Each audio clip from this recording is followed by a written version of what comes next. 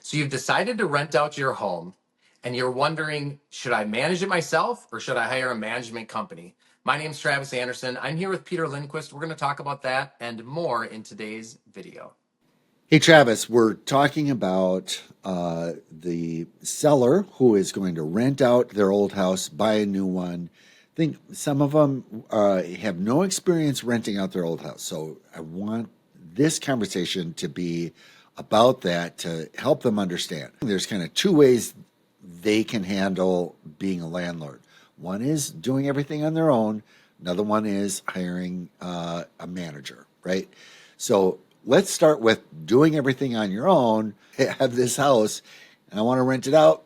Tell me the process. It's quite a lot, actually. When I think back to it, I manage all of my own rental properties today. I think we have somewhere around 15 units. And so it's a decent amount of work, right? It's like a second job.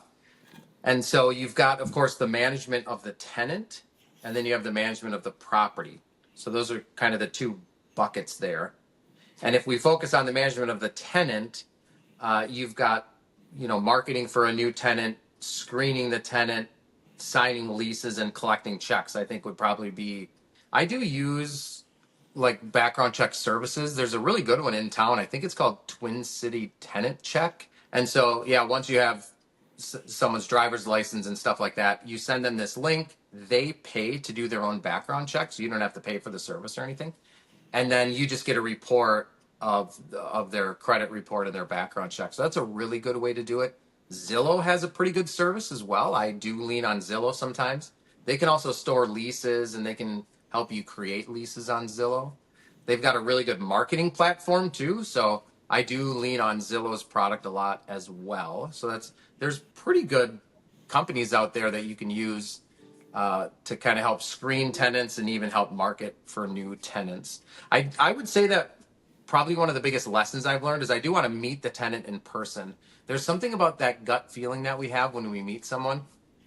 It's really probably almost, I don't know the right way to say it, but it's like it's a reality check for something. And if you get like a bad feeling or if you think that they're not telling the truth or something like that, it's probably true. You do have to abide by obviously all of the laws and the rules and stuff like that. So you want to make sure that you're, not discriminating in any way and things like that. Obviously, as a licensed agent, I have to take applications in the order that I receive them. So if I receive 5 applications in one day, for example, I have to only review the first one that's received. I don't think that's true of unlicensed agents, but we should still abide by as much of that as possible. What am I asking for from them? So I decide on this person. What do they need to give me? We look for a couple of things. Usually we're pulling their credit. Again, you can use a service for that. Zillow, again, is a great one, or this Twin City Tenant Check is a good one. So you're going to pull their credit. You should already have in mind a minimum credit score requirement.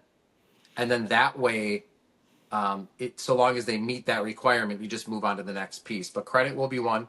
The background check would be another, and so they're going to have their driver's license or proof of identification, birth date, things like that. And again, they're submitting their information, but I do get a copy of their driver's license. And then there's usually some sort of a payment. And then the good programs will also require income verification. So again, Zillow actually has the tenant upload evidence of their income. Now you've got their credit report that has their debts. You've got their background check, and then you have their income. And we like to see their income about 3 times the rent or higher. And then how much money are you getting from them? In a perfect world, I would get first month's, last month's rent and damage deposit. Quite a bit of money. Some of my rentals are $1,500, and so I'm collecting $4,500 from someone. That's a lot of money for some of these tenants. If I know it's a great tenant, their income works, their credit works, their background check came back, and they really want to rent for me, at a minimum, I need first month's rent and damage deposit, and then we can work in the last month's rent.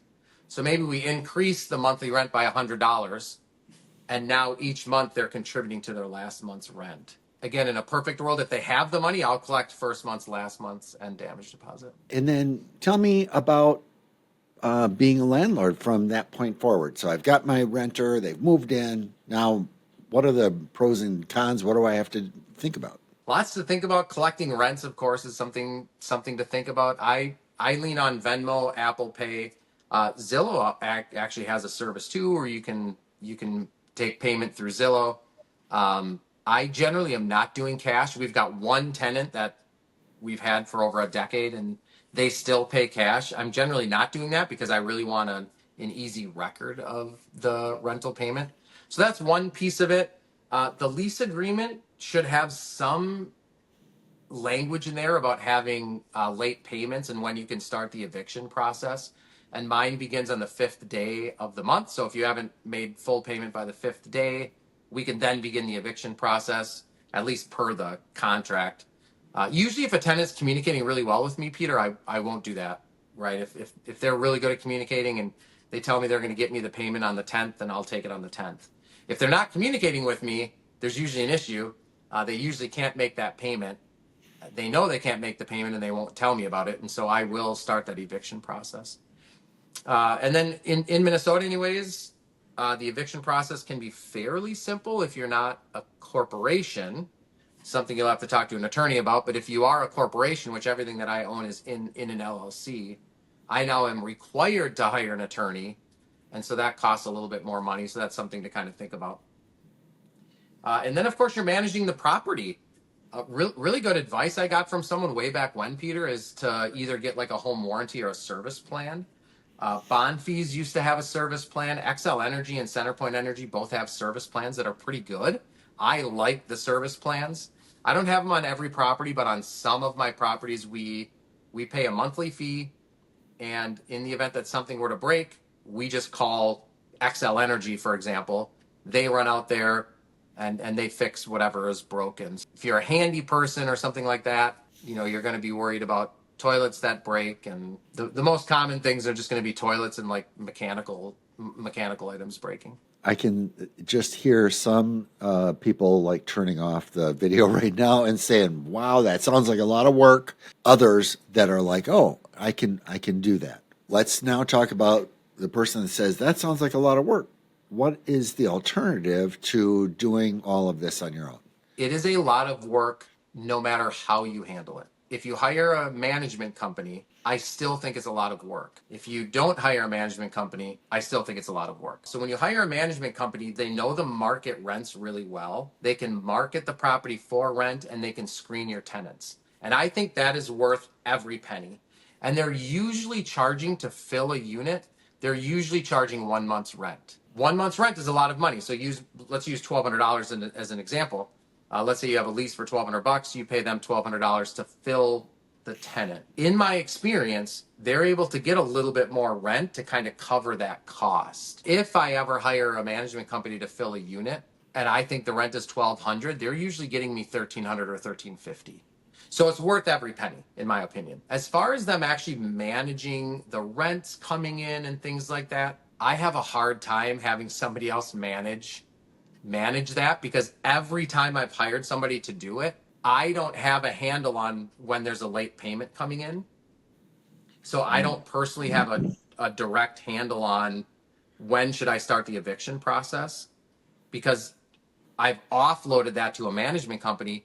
And unless we have exact expectations on how to handle that, I think they don't do it fast enough, in my opinion. I think if a tenant's not making the payment, I think you need to initiate the eviction process immediately, because otherwise they're going to do that as long as they can. Within the realms of the law, they're going to do it as long as they can, which is way longer than you would imagine it could be. So Does the apartment manager make the tough call? And by that I mean, the client is 11 days late, and at this point it's like, I need my rent. I know for a lot of Minnesotans in particular, we're very polite. And so so that feels a little scary. Does the apartment manager do that for you? yeah, they're supposed to handle all of that. At some point, they can even do all of the eviction process. Most management companies have internal legal staff, and so they can, for a little bit cheaper. The last time I evicted somebody, it was like $1,600 for myself hiring an attorney, and that's just the attorney's cost, obviously. That didn't include like court fees and things like that.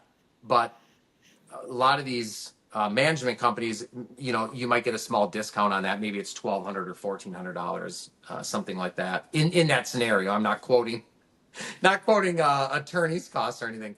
But yeah, they'll make that tough call. They'll make the tough call if that's something that we're worried about. They're going to charge me how much in order to do this stuff? I think the going rate is like 10% rent. Fairly affordable, right? Again, $1,200 a month. They're charging you $120 a month if the rent is $1,200. So I think it's fairly affordable. Where where I see the disconnect, again, I think they're great. This is personal opinion here. I think they're great filling the units. Once we start managing the unit, let's say your air conditioning goes out. Tenant calls the management company. Management company generally would send a technician out there to review it. So you've avoided, as a homeowner, you've avoided the call in, and you've avoided the call to a technician for sure.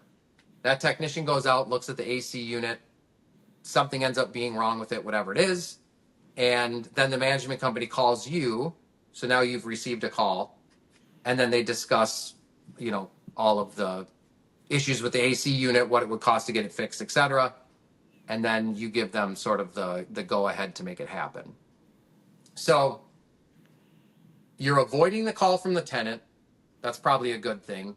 You don't have to make the call to a service technician. Probably a good thing. Um, but then you still receive a call from someone to make the final decision, if that makes sense. Yeah. So you're avoiding a little bit of a headache, but not much. It's not as much headache as you'd think, because you still have to be made aware of the issue. You still have to sign off on the repair and things like that. So again, I like having control over, this is just a personal preference, but I like having control over all of those expenses. So I generally am not sending, again, use this exact scenario. Let's say it's an AC unit. I'm usually not sending an HVAC technician out to look at the AC unit. I go out there personally myself, or I call a local handyman who I've built a relationship with to go take a look at it. Now I'm not paying nearly as much to get the work done. I have direct contact with the person that's doing it, usually built a relationship over time. And if they can make the repair, I can just get it done, right? Like a lot faster than I feel like the work gets done faster without a management company. And I feel like I have a little more leverage on it. But if we do want to be completely removed from talking to a tenant, which some people would, then you would want to hire a management company to handle that for you. You said that it might cost around 10% of the rents, but you also said they tend to get a little bit more rent than if I'm renting it myself. Why is that? They just know the market really well. I'm not sure if there's any other way to explain it.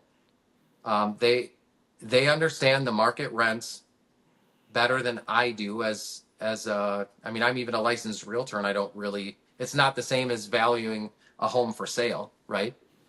And so they have a much better handle on it, mostly because they're managing multiple. I've got, like I said, I have 15 units. Call a management company, they've got thousands, right? So they just have a much better handle on the market rates. And I think there's another factor, and that is, so I'm the homeowner. I know what the problems with the house are. And so I'm like, well, I know this thing doesn't work. And so I'm going to price it this way. It's something that happens just subconsciously in our head. You give it to somebody who's objective, they want to get as much as they can. And so that can end up happening. So the reason why I bring that up is that if one of the concerns you have is, hey, I don't want to pay this 10%, you'll probably make up some of that, if not all of it, based on what you do with the apartment management company. So we've covered really two big things. One is if I decide to rent out my home, no matter what I do, there is a significant amount of work to do. Whether I do all the work myself or I hire somebody to do it. I really think, though, it's important for us to remember, if we go back a couple videos, and we'll put a link in the description below, remember what you're getting, because the value is incredible. Would you agree that this is not a free lunch? It is worth the effort that we're putting into it because of the extraordinary return we're getting on it. Yeah, as you were saying that, in my head, I was thinking there's no such thing as a free lunch. So it's actually very funny that you brought that up. I couldn't agree any more with you. I think it's exactly right. It's a decent amount of work. It's probably a little bit more work than you would expect. No matter which way you go.